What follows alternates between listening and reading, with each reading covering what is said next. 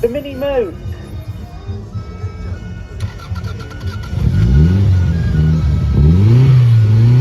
Look at that, we've even got a teddy waving out the window out of the Escort. The Escort is in disguise. And someone's run away with my programme of events in the arena this afternoon. So after the cars have left, we'll be having the tractors coming into the main arena.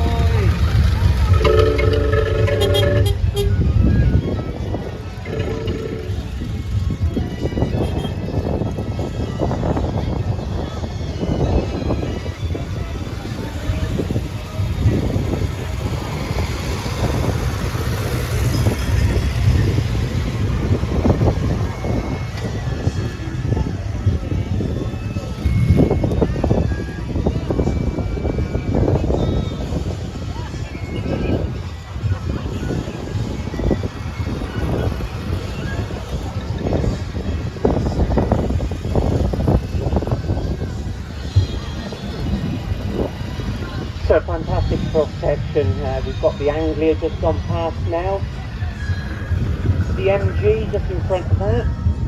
The NSU, the Prinz, as I mentioned earlier, NSU being into the manufacture of push cycles and motorcycles. The Jaguar XJ 4.2, straight 6 petrol.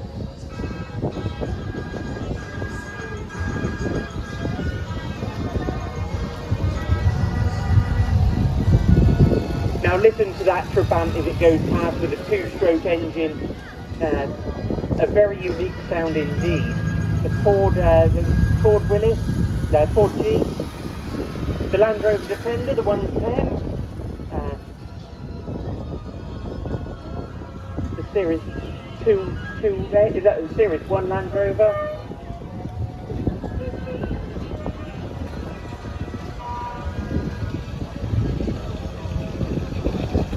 The 2.5 turbo diesel Jeep.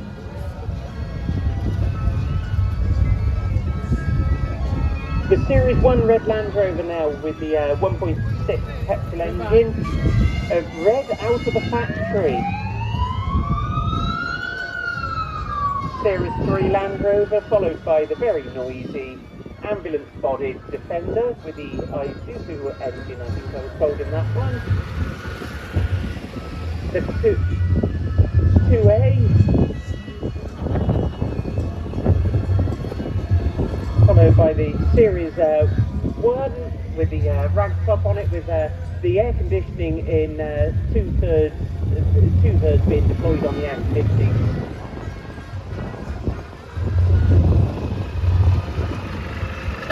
One vehicle that I haven't seen on the rally field here this afternoon was Land Rover's rival, the Austin Gypsy.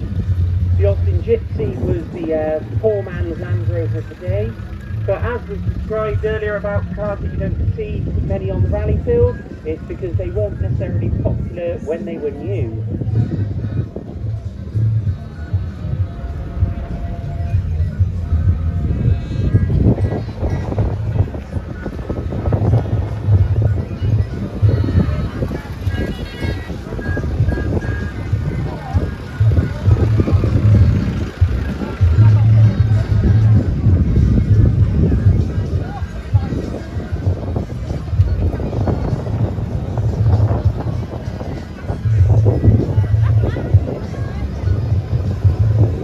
So we've got the tractors making their way to the arena now. So as soon as the cars and Land Rovers have exited, the tractors will be coming in through the top corner of the arena.